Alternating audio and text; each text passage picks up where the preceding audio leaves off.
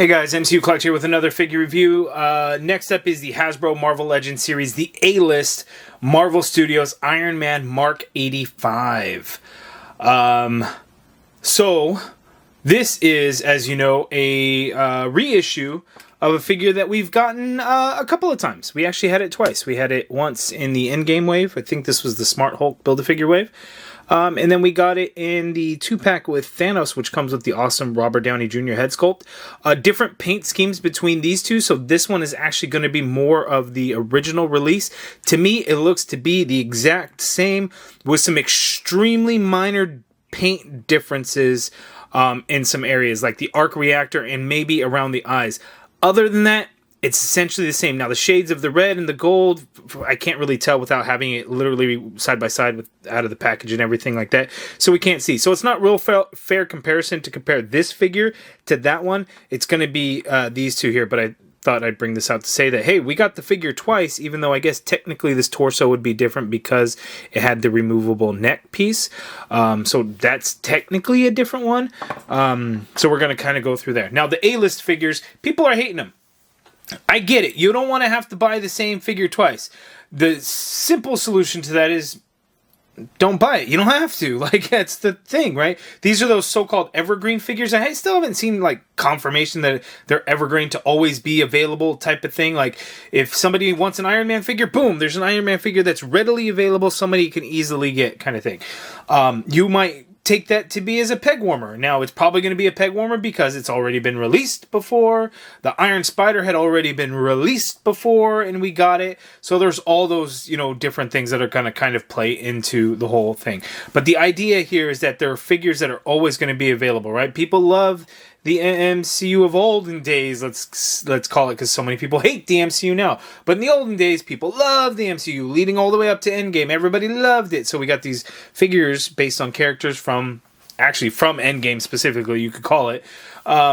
So that's kind of what we have here. This gives people another opportunity to be able to get the Iron Man figure, whether they skipped out on the 2-pack with Thanos, which they shouldn't have, because what an awesome 2-pack that was, or they missed out on that wave, that Smart Hulk wave back when, which I think that wave was difficult to get. The distribution on it was a little bit wonky, so people might want to get this Iron Man figure. They're going to be able to get it now. I believe Big Bad Toy Store has it in stock available. Amazon listed an April 1st release date. I went to a Target and I saw it and I picked it up the other day. So, you know, there's all those things going there. So we'll get through the video. Probably going to be a fairly quick one since, you know, it's essentially something we had seen before. We have the artwork, Iron Man there on the side, that side as well. The bio reads, to release Thanos' grip on the universe, Tony Stark fights alongside his fellow Avengers in his high-powered Mark 85 armor. Dun, dun, dun, dun. Okay, let's go ahead and get it out of the box and take a look.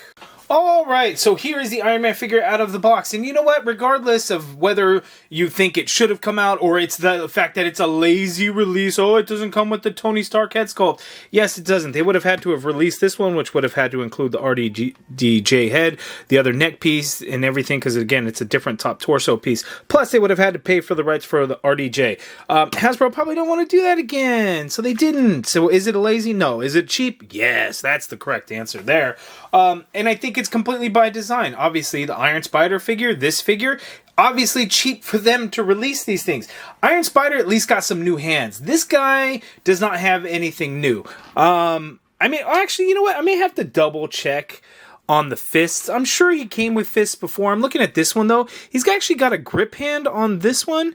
So I'd have to double check on if he came with fists. I can't imagine that the original didn't come with fists. It has the open hands so he could do the arc reactor thing, so he could blast people, or you could use it like in flight poses, that kind of thing. So he does come with these. We get 4 of the blast effects, which we don't typically get 4 of. We usually get 2 at a time, and I think we've even gotten only 1 before. So we got 4. So that's the big difference there. Again, these figures are designed for people that missed out. It's an easy, cheap way for Hasbro to get these things out and fill somewhat of a demand. How high that demand is, I honestly don't know. I would think that the demand for this particular armor of Iron Man would be higher than the Iron Spider figure, because that one got multiple, well, shit, this one got multiple releases too. Also got 2 releases. In different forms, though. I don't know. I still have a feeling that a fair amount of people are going to want to pick this one up. Because you know what? regardless, it's a really good movie Iron Man figure. It really is. It's going to be one of Hasbro's best. They typically have improved as time goes on, as we get more and more armors in the movies, more and more appearances. You know, the Iron Man movie figures have tend to improved along the way, and then this one is really no exception. So we got it here. So again, I think this is a good one that people are likely going to want. How much that demand is, we shall see. The Iron Spider figure, that video got a fair amount of views, so I think it was fairly popular. You know, I still see it in Target stores. I don't know how well it's selling, right? It's still probably going to be a peg warmer. I don't know if that's by design with the so-called Evergreen thing. So it's interesting. But we want to talk about the comparisons and things like that. So we'll take a look at it so you guys can see the difference. The only difference that I see between these two figures, the arc reactor painting. So this one had a very light center paint in there. Like the outline of it was solid, but then the inside, as you can see, the red kind of fades through a little bit. And I think that was by design to kind of give it a highlight glow effect. It didn't really translate well. Usually, or in the past, they've done like a baby blue paint around to try and give it that shine, and I think that works better. On this new one, it's just completely solid white. Solid white, and we don't kind of get that gradient effect or whatever they were going for there. That's a little bit of a difference. The shade of gold is different as well. It's shinier. It's more dull on the original release. It's shinier, like a brighter gold now, which I think looks pretty good. I think it looks better, actually. I mean, it's just very dull looking having it now. Like, if I just looked at this, you know, and had it, I'm like, oh, you know, it's a pretty good looking one. But the gold on this one, it just stands out a little bit more, which is kind of nice.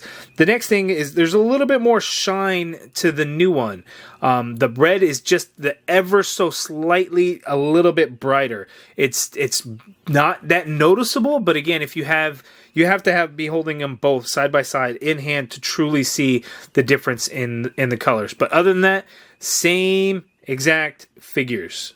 But that is also to be expected, that they were the same figure. They literally told us, like, this is reissues for those that missed out. You know, it's an option for some folks. Some folks don't like it. The best thing to do is just not buy it. You don't have to. I'm all in on Marvel Legends. I'll get every single one. I'll do these videos for you guys so you guys can make an informed decision on it. If you're going to pass or if you're going to pick it up, I know I see a lot of people are like, you're the reason why Hasbro does this. And I don't know if they're speaking in generally because I bought it, so you, as in somebody that purchased the figure. But, you know, again, there's lots of people out there that are going to want this. I don't know if there's enough people. That might be, you know, the case. But, you know, I think time will tell and we shall see. For those that may be seeing this for the first time, let's go ahead and get in for a closer look at this guy before we take a look at the articulation. Okay, so we're going to take a close look. If you look there, as you can see, this could be very minor, and I guess it's a little hard to see. If I look at like the eyes, it looks like there's a little bit of black paint on the outline of the eyes. Here on this new one, we actually don't get that black paint in there, so that might be another tiny little difference between the two. But again, a brighter gold, which I like. We get some like silver paint in there. It's basically the same. If anything, it might be just a tad bit darker on that silver, which I think it's either that or it's because the brighter gold makes it look a little bit different. But I like the way it looks. Nice sculpted detail throughout, and there's good paint apps kind of throughout the figure. We do get some paint on the back of him, not a whole lot, but there are some golds, a little bit of silvers and stuff that kind of come around. But overall, I think looks really nice, as you can see there, and the paint and the sculpt work and everything. In my opinion, it's probably the best movie Iron Man fit. One of the best Iron Man movies. There are some exceptions, like the Mark II, Mark III figures, the Mark VII figure. Those are very, very good Iron Man figures that are probably better. But I think the idea here, you know, as good as those figures are, we're not thinking back to the original, the first Iron Man movie or the first Avengers movie. We're thinking about the most recent best of the best, and that was Avengers Endgame. Plus, you know, this is, you know, a pretty recent figure. I guess not recent now. Endgame was a long time ago now, wasn't it? It was like 5 years ago. Man, that's a long time. Now I'm getting depressed that it was that long ago. But there is the closer look at the Iron Man figure. So let's go ahead and check out his articulation.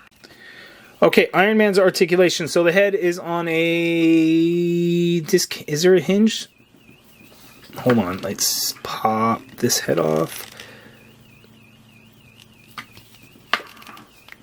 You know what? I can't seem to get that head off. It looks like there might be a little bit of a hinge.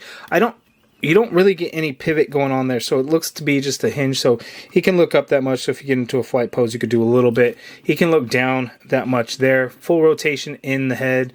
There, the shoulders